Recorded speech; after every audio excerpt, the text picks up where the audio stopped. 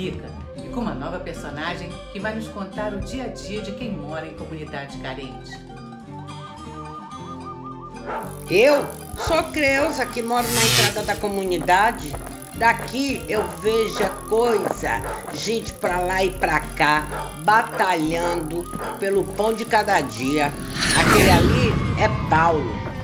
Ele tinha um emprego fixo, com carteira assinada, tudo direitinho, até o governo Dilma. Virou biscateiro. E com a pandemia, nem biscate ele tá conseguindo.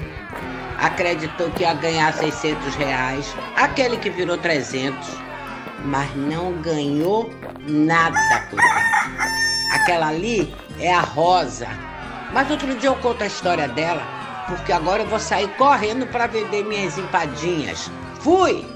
E na Ema que Pica é tempo de eleição, aqui e na Bolívia.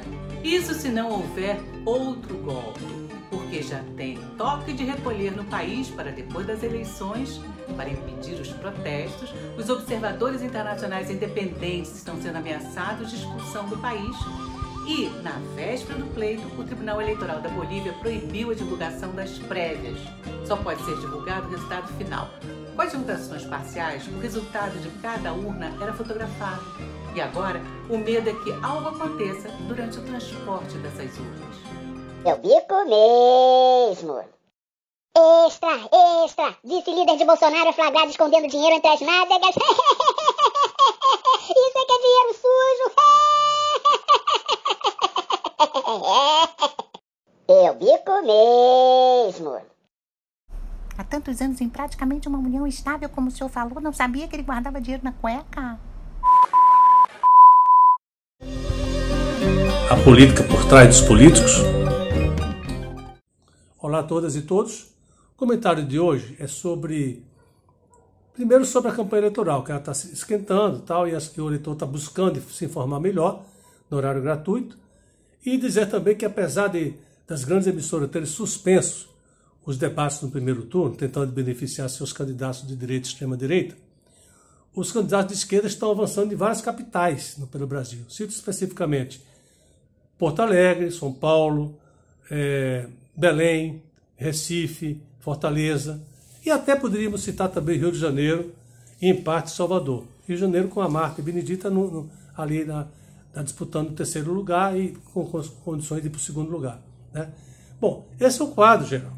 E, além do mais, essas pesquisas também mostram que, na maioria dessas capitais, a rejeição de Bolsonaro é muito maior do que o apoio, o que é um bom indício, né?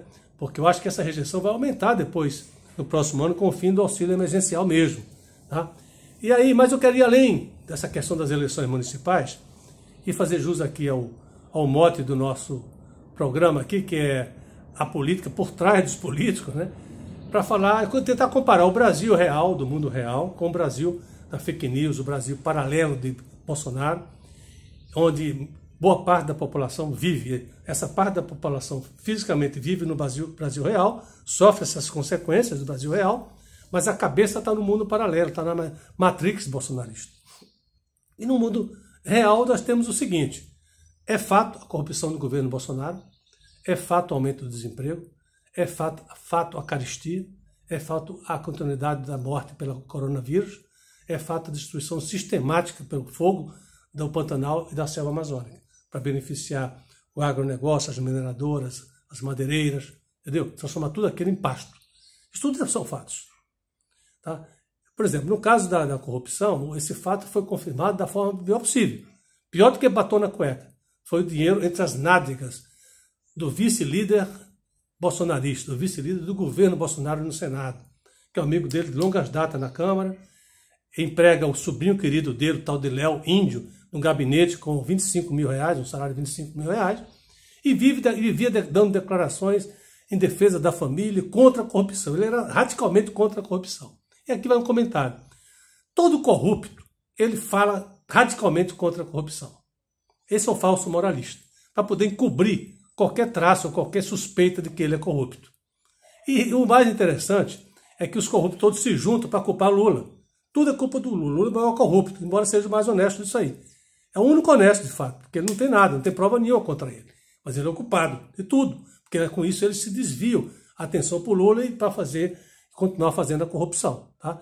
Então, preste bem atenção. Quando alguém é radical contra a corrupção, porque ele é corrupto. Quem é contra a corrupção mesmo, de verdade, não fala isso, defende o povo, não fica falando contra a corrupção. Isso é uma obrigação mínima, entendeu? Então ele vai defender o povo. Quem fala isso é para enganar o povo. Então aos poucos, a população brasileira vai começando a conhecer melhor essa malandragem dos corruptos aqui, do Piniquins, né? Então, no caso aí da fake news, nós temos aí um Brasil cor-de-rosa, um Brasil que vive no mundo das nuvens, um Brasil que respeita Deus, a pátria e a família. Se a gente for botar uma lupa nessa história, a gente vai ver que o Deus é o Deus do dinheiro do Edir Macedo, que a pátria é a pátria escrava de 4, subordinada ao Trump, e que a família é a família de Bolsonaro, como exemplo. Não precisa dizer mais nada. Tá? Isso tudo ele envelopa, tá? Com a campanha do ódio, porque o ódio divide o país. Eles precisam dividir para governar, para dominar, para mandar. Então divide o país quando o Brasil precisa estar mais unido para enfrentar o coronavírus e superar essa crise toda social, restabelecer e reconstruir o país. Então ele divide. Tá? Então essa é a situação. E tem uma coisa mais grave nisso aí. Ele, no caso da pandemia, né, é uma política criminosa. Nós já passamos de 155 mil mortes. E ninguém fala, já naturalizou. Eu vejo isso aqui uma coisa como... a maioria não vai saber. Em 78, um tal de Jim Jones criou uma seita religiosa na qual ele pregou que convenceu todo mundo a se matar, fazer um suicídio coletivo, com ele junto. E mais de quase 1.000 pessoas se matou, né?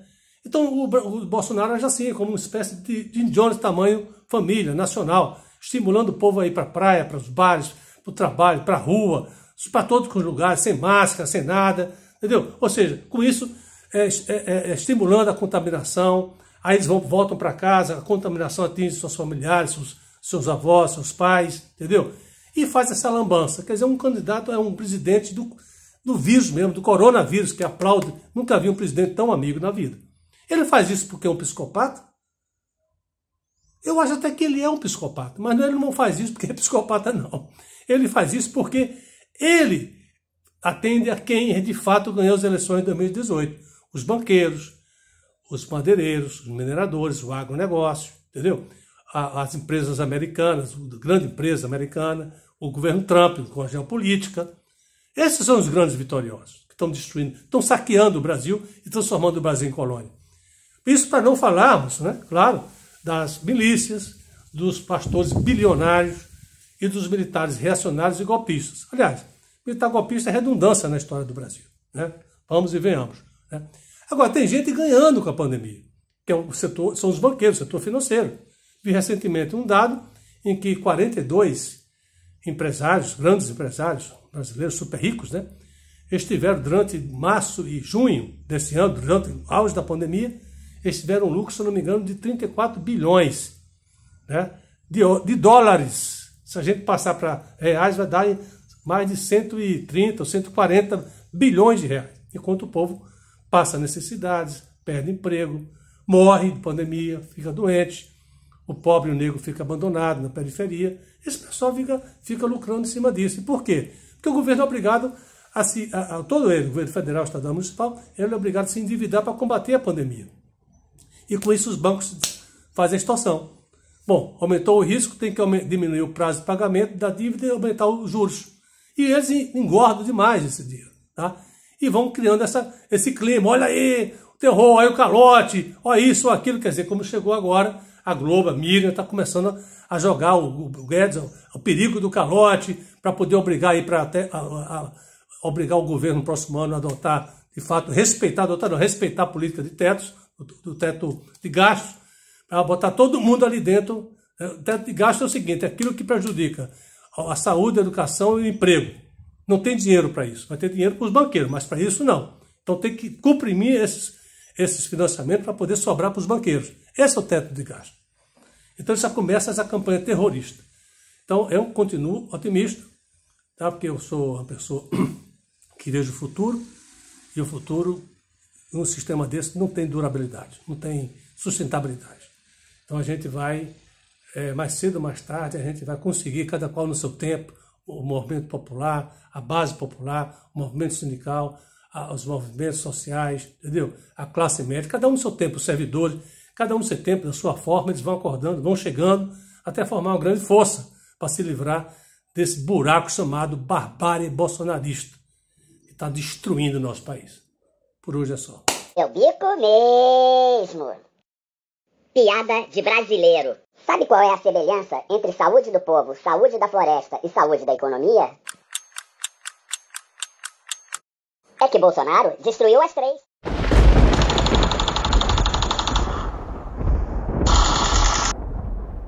Nesse caso, a grande piada é Bolsonaro ainda ser presidente. Eu bico mesmo.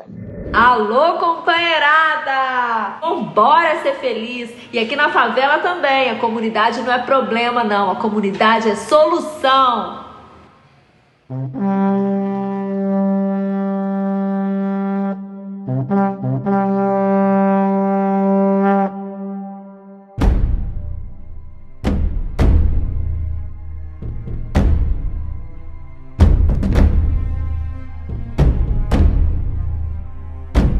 Essa é uma campanha comunitária, uma campanha simples, uma campanha para lutar. Foi uma longa caminhada que me trouxe até aqui no meu lugar. Sou candidato a vereador em Niterói, Marcos Rodrigo, 65021. Marcos Rodrigo, para conhecer, mudar o que está errado, só depende de você. 65021, PCdoB, Marcos Rodrigo, lutando pelo povão.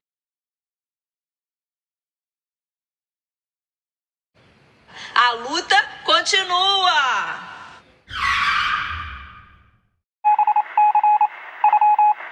Olá, Augusto, muito prazer. Você com 23 anos aí em Mesquita, tentando a sua primeira candidatura. Por que você decidiu ser candidato? Qual é a sua relação com a política? E o que você pretende fazer se for eleito? Então, minha relação com a política vem desde quando eu era muito pequeno, né?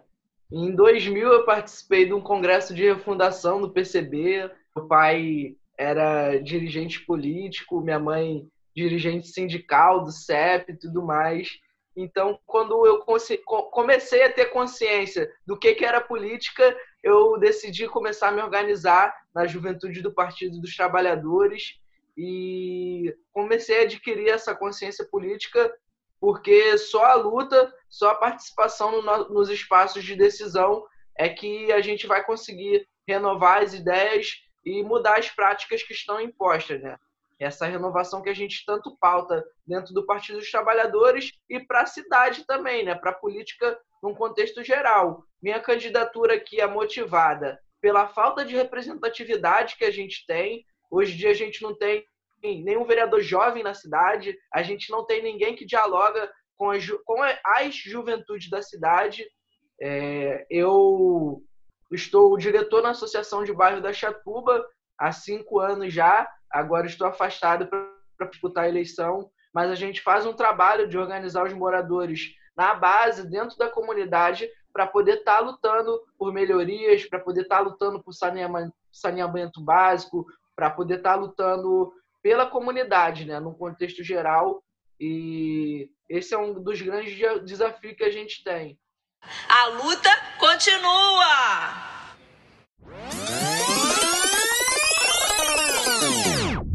Esta semana, os robôs espalharam que a China vai usar vacina de Oxford em sua população, que o uso de máscaras causa proliferação de bactérias e que ministros do Supremo usaram toga vermelha com foice e martelo. Eu fico envergonhado com o que os meus irmãos robôs espalham na internet. Mas vergonha maior, muito maior mesmo, é a fome voltar ao Brasil. Vamos juntos reconstruir o Brasil. Mais de 10 milhões de brasileiros e brasileiras, inclusive crianças, estão passando fome. 6 anos atrás, o Brasil conquistava o respeito e a admiração mundial ao ser declarado fora do mapa da fome da ONU. Depois do golpe contra a presidenta Dilma, o país deu marcha ré. Os golpistas mergulharam nosso país num poço sem fundo. Não são números do PT, são números da ONU. É inaceitável que no Brasil tantos homens e mulheres e crianças não tenham o que comer. Afinal, somos um dos maiores produtores de alimentos do mundo. Este ano, a safra de grãos deve bater novo recorde, 257 milhões de toneladas. Ou seja, produzimos mais de 1 tonelada por habitante, o suficiente para que cada brasileiro tivesse acesso a 3 quilos de grãos por dia. O agro pode ser pop, como diz os caríssimos anúncios na televisão, mas não resolve o problema da fome. Repito, mais de 10 milhões de brasileiros não têm o que comer. Isso sem falar nos 74 milhões que estão, segundo técnicos, em situação de insegurança alimentar média ou leve. Na mesa do pobre, porém, a fome não tem nada de média ou leve. Na vida real, é quando a mãe e o pai não comem para alimentar as crianças, ou quando a família sacrifica a qualidade do que come para que todos possam comer. Como conviver com tamanha crueldade? Minhas amigas e meus amigos, enganam-se os que acreditam que esse desgoverno vai nos derrotar, nos colocar de joelhos. O Brasil é muito maior do que essa gente que tomou Brasília de assalto. Nosso povo é muito maior do que as elites que só pensam em si mesmas. Mais uma vez, o brasileiro saberá dar a volta por cima. O povo, que já derrubou uma ditadura de generais, não treme diante de capitães autoritários. Este meu desabafo é um chamamento a todos os homens e mulheres que ainda conseguem se indignar com a volta da fome ao nosso país. A fome não é uma maldição, não é uma praga bíblica que se abateu sobre os brasileiros pobres. A fome é um tormento social que resulta principalmente de opções econômicas feitas pelos governantes. A fome é um flagelo que só terá fim quando distribuirmos a riqueza para que o povo possa se alimentar todos os dias. Companheiras e companheiros, não podemos naturalizar a fome, como não podemos aceitar passivamente a irresponsabilidade no tratamento do Covid. O Brasil já provou que pode vencer suas adversidades. Vamos outra vez juntar forças para reconquistar a democracia, vencer o Covid, o desemprego e a fome. Mais uma vez, conto com vocês para tornar esse sonho realidade.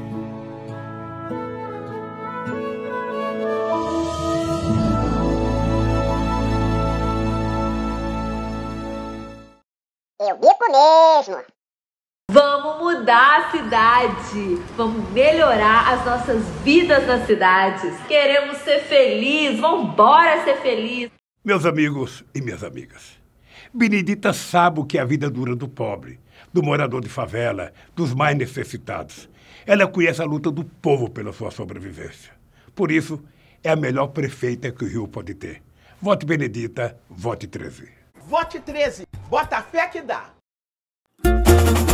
Olha a Benedita aí, gente! É 13!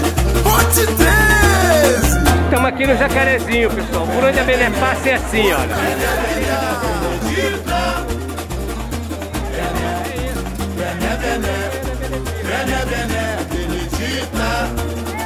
A gente sente que tá representado. A vida do passado, ela saiu vencedora. Estamos aqui, militantes dos partidos trabalhadores, simpatizantes da campanha da Benedita do PT, para falar para vocês que nós temos uma proposta muito interessante para mudar a vida da cidade do Rio de Janeiro. Você vai poder financiar o seu negócio. Aí é tudo que você tem. Você pode ser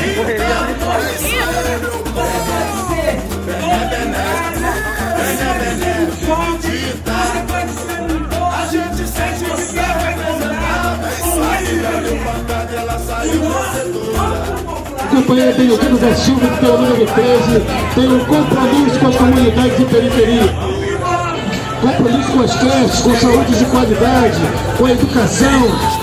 É importantíssimo no dia 15 de novembro você votar 13. Chega de enrolação.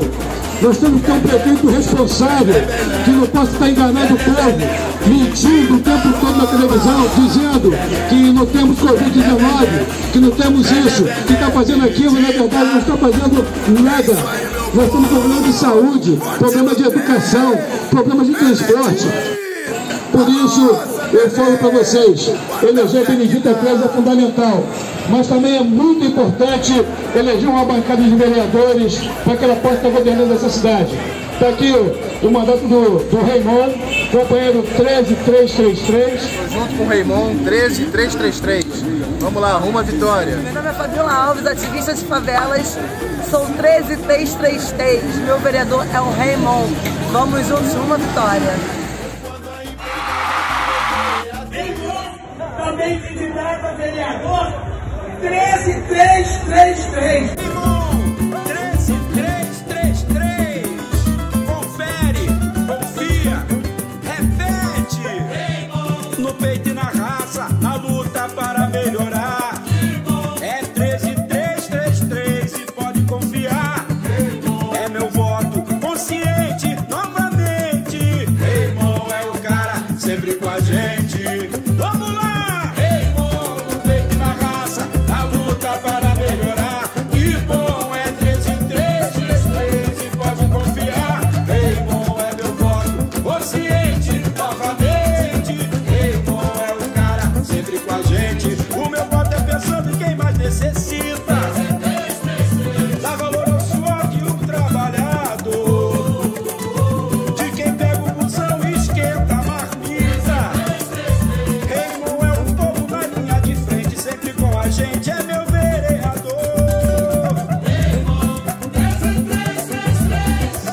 cidade mais humana, por um Rio bem melhor. É o voto na esperança, esse eu já sei de cor. Raimon é meu voto consciente novamente. Raimon é o cara sempre com a gente. Raimon é o cara sempre com a gente. Raimon é o cara sempre com a gente. Raimon 13333. Vai dar mole, mané? Momento cultural da EMA. Brilho. Boa poesia não diz com todas as letras. ABC, D, diadema, um poema de classe, PT.